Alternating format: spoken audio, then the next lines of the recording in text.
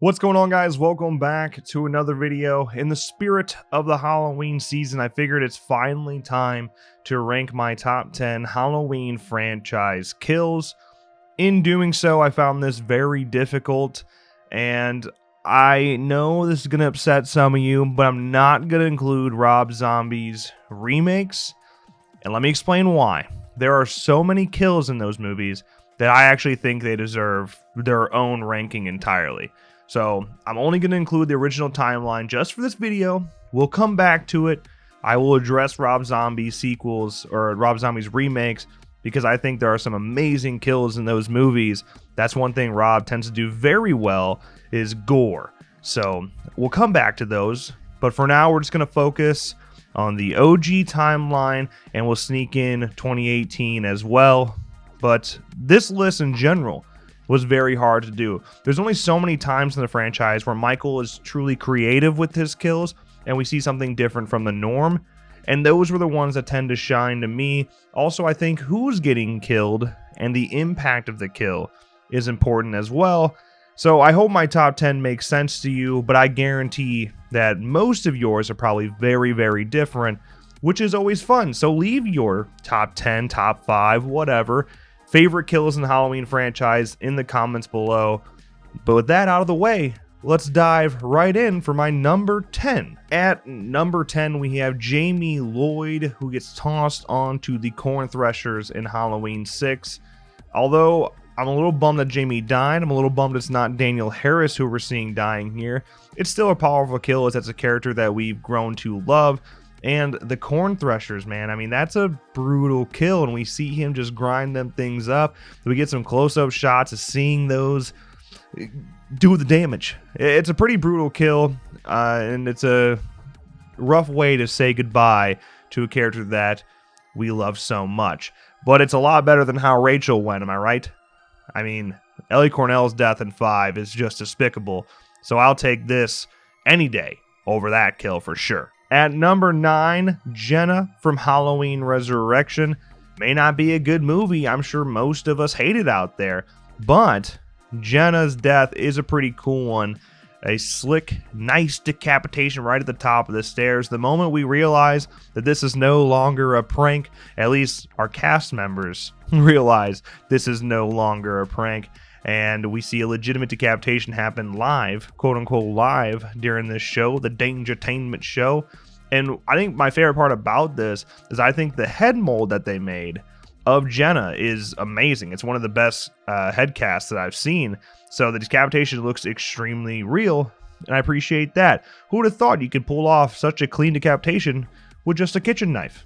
Michael can do it, though. At number 8, Bucky from Halloween 4. He may be a character that is not known at all, but his death is definitely unique. Gets tossed onto a transformer, completely electrocuted, and cuts off the power to the entire town. It's smart by Michael to take advantage of it. It's a cool kill, and you can really feel Bucky's pain.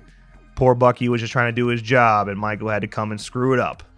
But regardless, at least he got a cool kill. And at number 7, Nurse Karen from Halloween 2. She has a nice romantic scene with our favorite good old Bud. And things go downhill when Michael decides to spike up those temperatures a little bit, bringing this hot tub up to 200 degrees, and then tossing her face in there over and over again. No pain to his hand whatsoever, which it would hurt, I tell you. You know, something about this I find really relatable is I hate hot water on my scalp. I can't do it. I always say cold showers. I absolutely hate having hot water on my scalp. So seeing someone's face and get put into 200-degree water, it hurts me just thinking about it. So a lot of relatability there. Karen, I'm sorry you had to go that way. Poor Bud, you know. At number 6, Earl from Halloween 4. This is one that's always stuck with me over the years. I remember seeing this movie as a kid and seeing him get his neck straight up just ripped off. It's a very realistic and convincing prosthetic that they pulled off there. And it's simple, it's fast, and after that, he just kind of gets, Rachel kicks him out of the truck, and that's it. But that ripping up of his neck and it's pulling up his face is extremely brutal, fast, simple, but ultimately very effective. So I do love that kill and had to sneak it in here. At number 5, we're returning back to Halloween 2. Janet's death, again, simple, but you feel it. She gets the syringe to the temple, tosses in an air bubble into her brain, and that's all she wrote, man. That's all it takes to kill you off that way. What's cool about this death scene is that prior to it, we see Dr. Mixter with the syringe in his eye, already kind of foreshadowing what's happening. Janet's reacting, and then we kind of go back to that OG Halloween using the fader to bring Michael into the light, and he's right there with the syringe, right to the temple, air bubble. Simple. I like it. And it shows kind of that Michael can be pretty smart when he wants to be. So a cool kill and definitely a pretty creepy one as well. At number 4, we jump all the way ahead to Halloween 2018 and we look at Andrea's death, who you probably didn't realize that was her character name. But that long steady cam shot, she's closing her blind, she's getting a little nervous, something seems off. But during that, Michael's behind her the whole time, comes up with the knife and puts it right through her neck.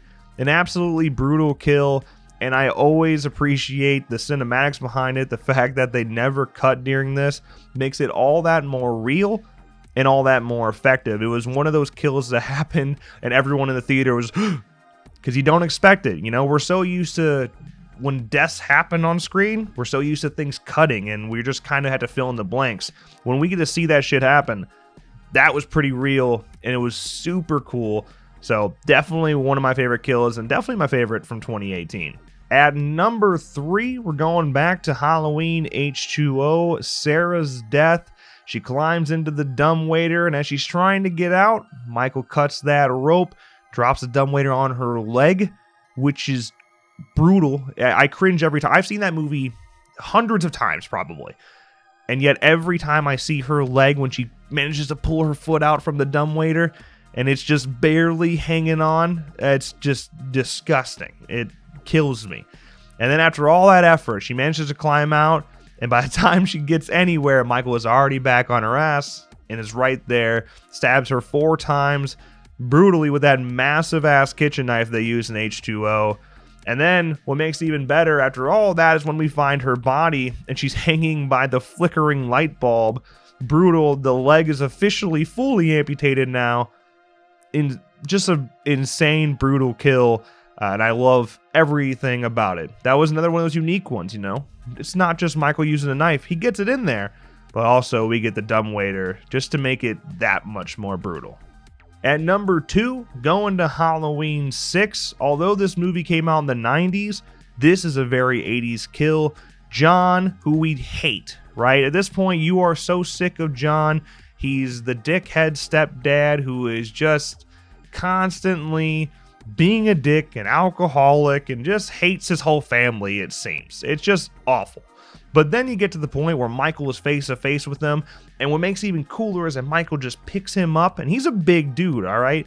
Michael picks him up like he weighs nothing, tosses him into a fuse box, and he just starts shaking, getting electrocuted, foam coming from his mouth, and then, in classic 80s fashion, he completely blows up, which is awesome. I mean, that kill had to make it up, way up here in my eyes. That is so different from anything else we've really seen in the franchise that, you know, hats off to Halloween 6, at least for that kill.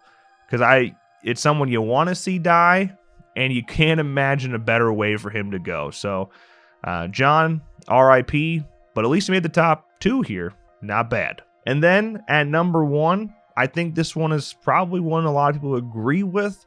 Bob in the OG Halloween. Probably my favorite kill in like slasher history.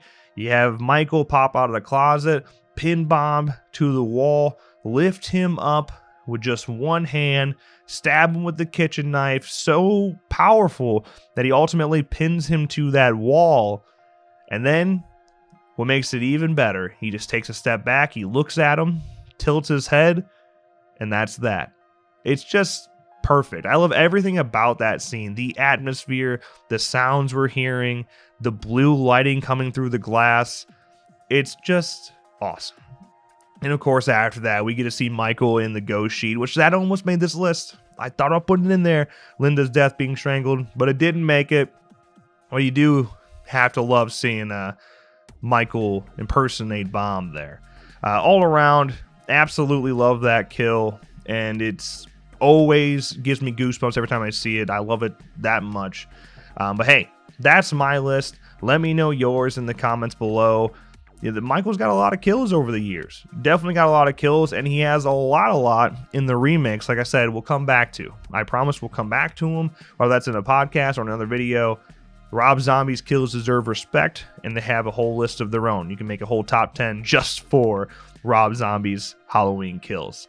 All right, but that is going to wrap this video. If you enjoyed, make sure you drop a like and subscribe to our channel for more videos like this one. And of course, as always, thank you guys so much for watching, and I'll see you in the next one.